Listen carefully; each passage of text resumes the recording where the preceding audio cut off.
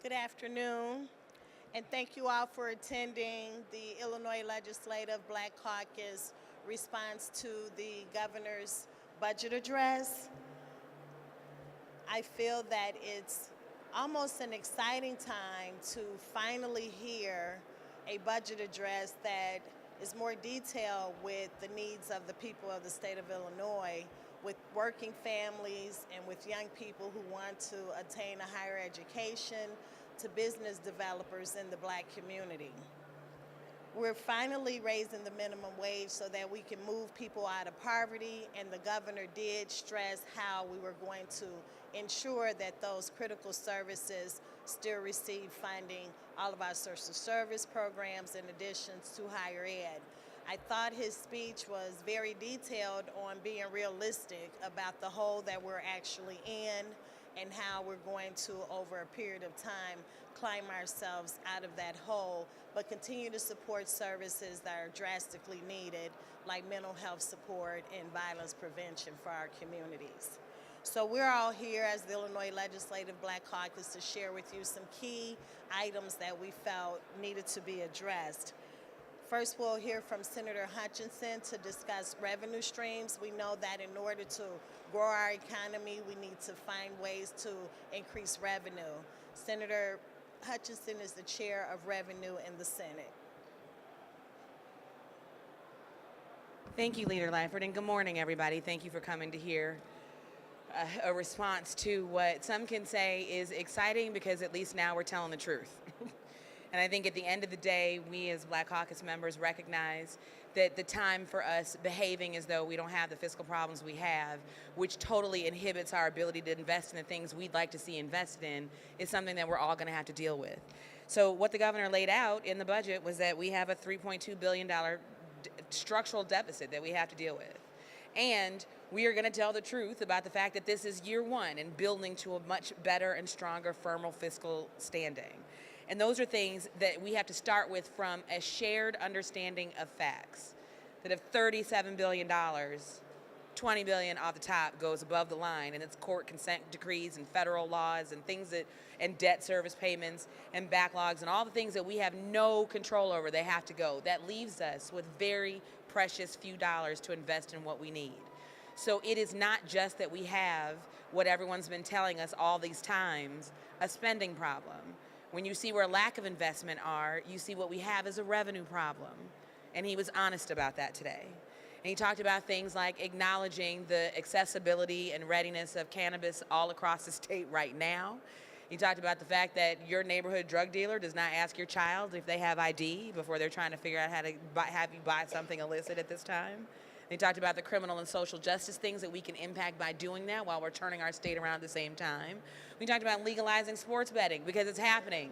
It's happening all around us. And every day we waste, we leave money on the table that could be going to our schools and our programs and our youngest and our oldest and our most vulnerable. We here in the Black Caucus take a very firm, honest, pragmatic approach to the fact that if we are going to be a part of the solutions for this state, then we will be on both sides of that budget. You will see our voices on the appropriation side. You will see our voices on the revenue side. We understand you can't balance anything on only one side of the budget, and we are here to make sure that the priorities of African Americans across this state are no longer looked over, are no longer left behind, and that whatever the state grows, we're going to be a part of that as well. So thank you so much for coming to this briefing, and my colleagues will talk more about individual and specific missions. Thank you, Senator Hutchinson. Well, we all know that jobs are needed, that we still have a significant number of young African Americans unemployed. We know that when they do attain higher education, in order to attain a good job, also we need to ensure that there's job creation and economic development. Representative Will Davis will come forth and share with you some of the initiatives and ideas of the Black Caucus. Good afternoon, everyone. Thank you, Madam Chair. Pleased to be here today. I'm Will Davis. I'm state representative of the 30th District in the south suburbs. And I think simply put, relative to job creation here in the state of Illinois, you can't do any of this without first coming to the Black Caucus and having a firm dialogue about how those efforts increase jobs in our communities and the people that we serve. Relative to black businesses, it's often said that black businesses are one of the main efforts, main ways in which black people get opportunities because they hire from their communities. So we have to talk about a specific agenda for black businesses. We have to talk about the overall growth and development of black businesses. How do we help them? What financial resources are needed to help them grow and to help them be sustainable? There has to be a more significant conversation on supplier diversity. Many of us have introduced pieces of legislation to try to increase goals, to lower the barriers that exist for black businesses to have the opportunity to do business with the state of Illinois. So we have to speak specifically about that as well, and removing those obstacles or barriers to entry. Again, whether they be insurance barriers, financial barriers, bonding barriers, we have to do that. And then something that is quietly discussed but not really talked about is that we have to figure out how to get through the various staffs and the agencies that are also being a hindrance to our success when it comes to state procurement and opportunities. They are the ones that are determining which applications they process or making decisions about denying an application when all was needed was a simple piece of paper, or for that matter, they don't approve our applications, and then when they're asked why not, they go, oh, no, I should have approved that application. So within the state agencies, some of those levels, there are people making those kind of decisions which are having an adverse impact on African American businesses. Senator Hutchinson mentioned in her remarks about the legalization of marijuana. Well, we know that that process can't happen unless we have a firm conversation about how that is helpful to not only our communities on the juvenile justice or criminal justice side, but also on the business development side. We want those licenses. We want to be able to have those licenses in order to impact our communities as well. So overall, we're encouraged by some of the things that the governor has said, but we know that in order to help black communities, the governor has to work with the legislative Black Caucus, and that is how we accomplish this. So again, we are looking forward to the continuation of this dialogue with the governor on all of these fronts, all of these individuals behind me. We are prepared to have hard conversations, tough conversations, but at the end of the day, we have to work for the success of our communities, and we hope that the governor is interested in helping us to be successful in that area. Thank you. So it was the first time in a long time that I did hear the governor mention in his budget address that he was definitely looking at capital spend for advancing entrepreneurs and African American business. So we will definitely be looking forward to working with him in that light. Criminal justice reform, we talk about violence prevention. The governor began his address by opening up with the incident that just happened in Aurora. We have State Senator L.G. Sims and Senator Peters who want to share with you a little bit how we see criminal justice reform actually moving forward and helping the black community. Senator Sims. Thank you, Madam Chair. L.G. Sims, the State Senator for the 17th District. I'm also the chairman of the Criminal Law Committee in the Illinois Senate. I was pleased to hear the governor talk about the criminal justice reform measures in his address. This is a responsible, reasonable first step to getting us on the path towards addressing the manufactured crisis by our former governor.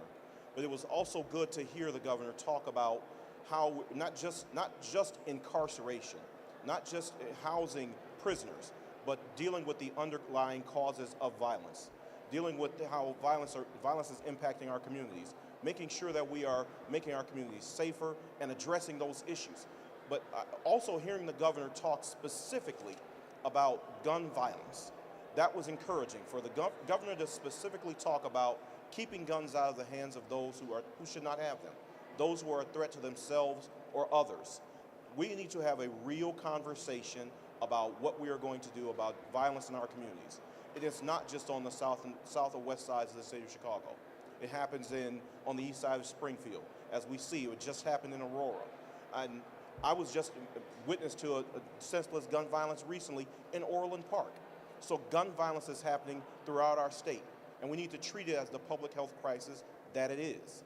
To hear the governor talk about making sure we have a concerted plan to deal with gun violence was encouraging.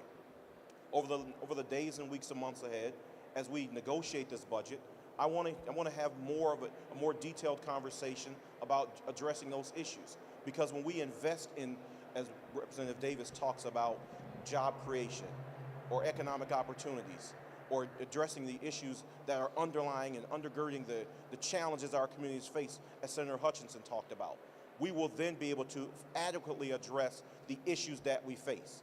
This budget, it's a real, honest conversation, and I appreciate that. But it is a first step, because we have a long way to go, and we'll get there. But the members of the Illinois Legislative Black Caucus are committed to making sure that we are making those investments in our communities, investments in those individuals who are oftentimes marginalized and left out. So when we talk about criminal justice reform, I want to make sure as I do, I'm going to do in the House, and Representative Justin Slaughter, who leads the Criminal Justice Committee in the House, we are making sure we have these discussions about how if we're going to legalize marijuana, what does it mean for reviewing sentences and individuals who've been impacted by those sentences? How are we going to make sure that we are looking at individuals whose lives have been changed for the worse, and making sure that they have opportunities. So as we continue to have these discussions, I'm pleased that the governor made a concerted effort to commit to talking about criminal justice reform as one of his priorities, because that's exactly what it is for all of us. Thank you for being here. Senator Peters. Good afternoon. Senator Robert Peters, 13th Senate District. The last 4 years saw a governor who was hostile towards working class people in Illinois, particularly those of color. Bruce Rauner destroyed the lives of working class black and brown people with his callous cuts to the services so many depend on. They were forced to operate in the shadow economy because they didn't have the resources they required to get by otherwise. That's why it was so refreshing to hear a governor give a budget address that gives hope to the people in our state who need it the most. And I want to commend Governor Pritzker on his promise to add so much needed funds to some of the social service programs that are crucial to providing stability for poor communities of color. So I just want to say, when it comes to the criminal justice system and the school-to-prison pipeline, I was lucky. I had a school that was acted as a community. It was a place I could go in a time of need.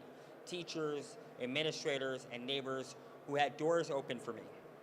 We need to break up the cycle of incarceration by investing in kids early on. This is to break up the school-to-prison pipeline. That's why increased funding in early childhood education and K-12 education is so important. An investment in the youth of our communities disrupts that pipeline. It stifles the source so that pipeline stops flowing as hard. Eventually, that flow would stop entirely if we put in an effort as legislators to stop it. I'm excited that we seem to have a governor who will be an ally in helping us stop it at once. I'm also excited about the legalization of recreational marijuana, and I'm just as excited about the expungement legislation that must go along with it, so that folks who are currently in prison for marijuana offenses have a path toward release, and those who were in prison have a path towards more liberation and freedom. This is an exciting time for black people throughout the state.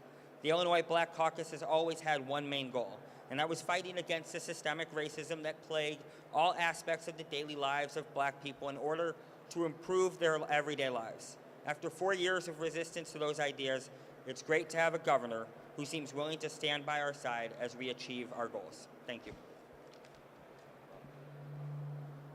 Thank you, Senator Peters. Pensions. Pensions have been a huge issue. We did a number of things over the years in creating a Tier 2 system. We had a plan to pay 90% of our pension debt by 2045. The governor has offered some suggestions on stabilizing our pension system, and we would hear from Representative Lamont Robinson regarding pensions. Thank you, Leader. We know that our state is in a financial mess when it's regarding pensions. My mother spent 34 years at Chicago Public Schools, teaching students, making sure that she did right by her students. And so what we have to do is make sure that that folks that have paid into the pension system get their fair share. And so We know that we have a huge issue, and we acknowledge that.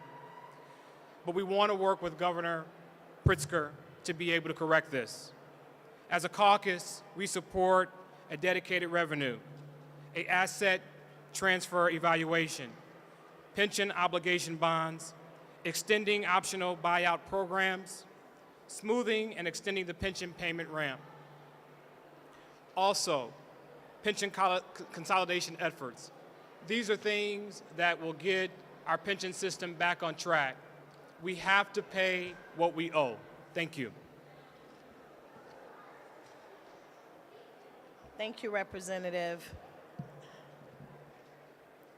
Higher education, you know, we were lucky that the governor chose a couple Black Caucus members to be a part of his transition teams.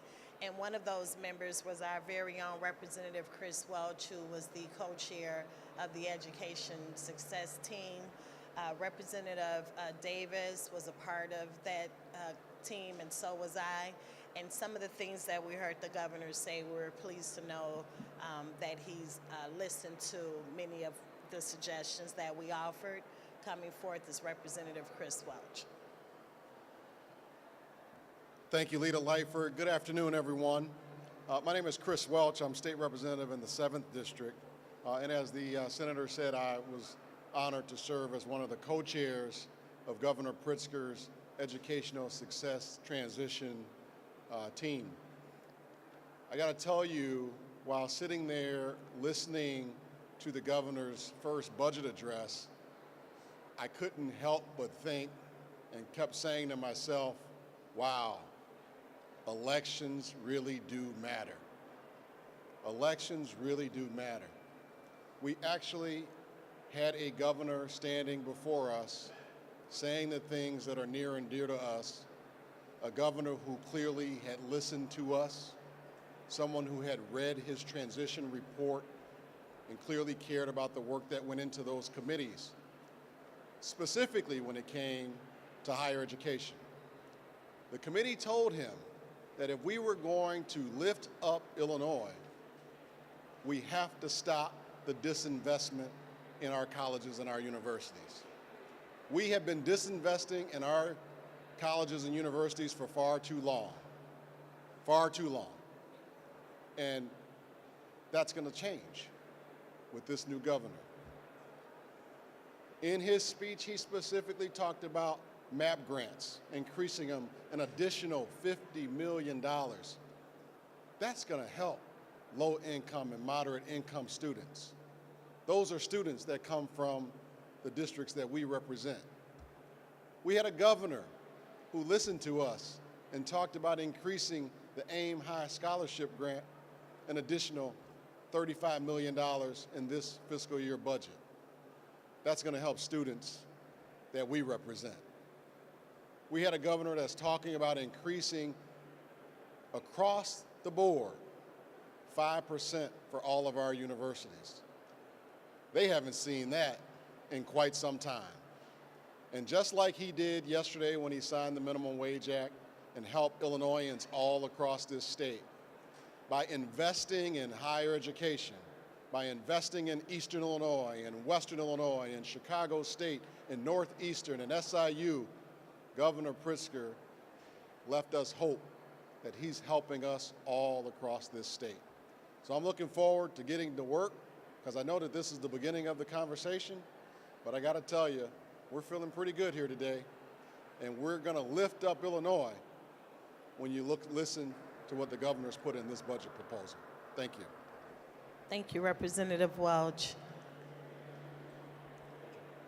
Social services was a part of the minimum wage discussion as we negotiated minimum wage. We wanted to ensure that our social services were not heavily impacted without support from the budget. We did learn on today that the governor spoke of those areas, and I'd like to bring up Representative Lilly to share a little bit more about it. Representative Lilly. Thank you, Leader Lightford. And I am honored to stand here with my colleagues, and thank you all for taking the time to be with us this afternoon. Today's proposed budget not only maintained a full funding to the critical healthcare services in our state and human services in our state, it includes additional funding. His budget provided, I'm going to say our budget provided, additional funding of $170 million in addiction service and child care services in our state. Additional funding, $65 million, the community care program in our state. Increased funding in home services of $103 million in our state. Supports nearly 700 new placement of individuals with disability and transitional housing in our state. Increased funding, $250,000 for the homeless prevention services, a first. Improved timely payments of health delivery for meals and just basic services to our citizens. Added 126 DCFS direct service staff, much needed, long overdue, to our children who need it the most. And he has a concept of Medicaid for all, because health care in our state is a right. When you listen to, or when we listen to our new governor, as one of the two people, Senator Maddie Hunter and myself, sat on the Human Service Transition Committee, and I too agree with Representative Welch. Governor Pritzker heard us, and it's demonstrated in his proposed budget. Do we need more discussions about some of the other items in the budget? Yes, we do. But when you have a governor who is speaking to you from two statements that he made that I just liked. One, he stated, the state of the state has always been stronger because of the values of our people, not the values of our coffers. I carry the burdens of the state in my heart as I move forward to work with you. We have a governor who's touched on the human side of what we do on behalf of people here in the state of Illinois. I thank you for being here, and together we will move forward. Thank you. So we have not had a capital bill in a very long time. It's long overdue. Our infrastructure needs in our communities are vast. Our roads are crumbling, our bridges are failing us, and we need to ensure that a capital bill is appropriate and supportive for the African American communities across the state. Representative Buckner will come forth to discuss capital. Thank you, Leader. Good afternoon. As Leader Lightfoot said, we have not had a capital bill in a decade in this state. Today we heard a real desire by the governor to move forward on a capital bill in this legislative session. We see that as an opportunity to invest in communities all across the state. A comprehensive capital bill, in our minds, prioritizes equity, creates jobs, attracts businesses, and grows our economy. We believe that a capital bill is not just fundamental, but necessary to address Illinois' crumbling infrastructure. 2,200 of the 27,000 bridges in the state have been ranked structurally deficit. The American Society of Civil Engineers has given Illinois a C- on its infrastructure report card. Just last week, we saw a closure on northbound Lakeshore Drive in Chicago, in my district, because of two cracked steel beams that supported the roadway. Past capital programs have been episodic, sporadic, and inadequate to address the state needs in a comprehensive way, which has created a bigger issue for communities where minorities reside. We need a robust, sustainable capital program that is inclusive, transparent, and is outcome-based. The governor noted a $3.2 billion budget deficit and a $15 billion debt today. We realize and understand that there are limited public resources and they must be prioritized. And we must strategically place ourselves to support asset conditions, safety, economic development, environmental protection, local preference, and a robust, aggressive minority contracting standard to ensure accountability. The state and our recipients of state money for a capital bill must have must transparently rank projects based on how they promote inclusive economic growth and equity. And if we do that, we will have a fundamental generational change for our state. We look forward to working with Governor Pritzker, Lieutenant Governor Stratton, and the administration on these issues. Thank you, Representative Buckner. And our last speaker, something that the governor didn't mention that the Black Caucus is really concerned with, and that's our census count and our redistricting as we move forward. The census count is really critical and important to the services that we receive in our districts, and I'd like to invite Representative Petty to the podium to discuss those items. Thank you, Madam Chair, and good morning to you all. Happy New Year. As we're here in Black History Month, as Leader Lightford mentioned, the Black Caucus is taking the lead on a vital issue of importance to the entire state of Illinois. Not just our caucus, but the entire state of Illinois.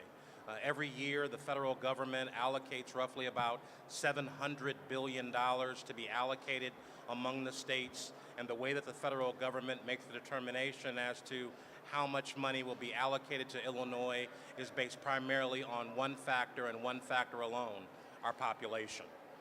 In the past, we have lost millions of dollars as a result of the budget impasse under the Rauner administration. So while I was a little disappointed to not hear Governor Pritzker specifically state that he was going to be allocating monies for the census, especially hard to count communities. Hard to count communities is this caucus's biggest concern. Again, not just for Black folks, but for all folks that are hard to count. Racial and ethnic minorities, children, people that live in rural communities, LGBTQ folks, everybody that is difficult to count, people that are distrustful of the government is another major category of people that are hard to count. So this caucus, with legislation and with our proactive ways, is committed to making sure that every Illinoisan is counted. So thank you so much. Please pay attention to the legislation that all of the folks behind me are all supporting. House Bill 928, which is being supported, as I said, by our entire caucus and led by Leader Lightford in the Senate and Leader Lilly in the House, our two respective chairs that keep us moving as a collaborative unit. So thank you so much for coming, and Happy New Year again. Thank you, Representative. With that, I started out by saying how excited I was to hear the speech. I just want to put that into context. For the last 3-4 years, I was almost in tears at the podium after hearing the governor's budget address. So it's really important to note that we finally have a governor that's looking to move the state forward, who wants to work with not only our caucus, but many other caucuses in both sides of the aisle. We stand ready to work with the governor. We're hoping that the governor will take many of our ideas and agenda items into consideration, and we're looking forward to being a team player with him moving forward. Is there any questions? Well, thank you all very much for coming, and have a great day.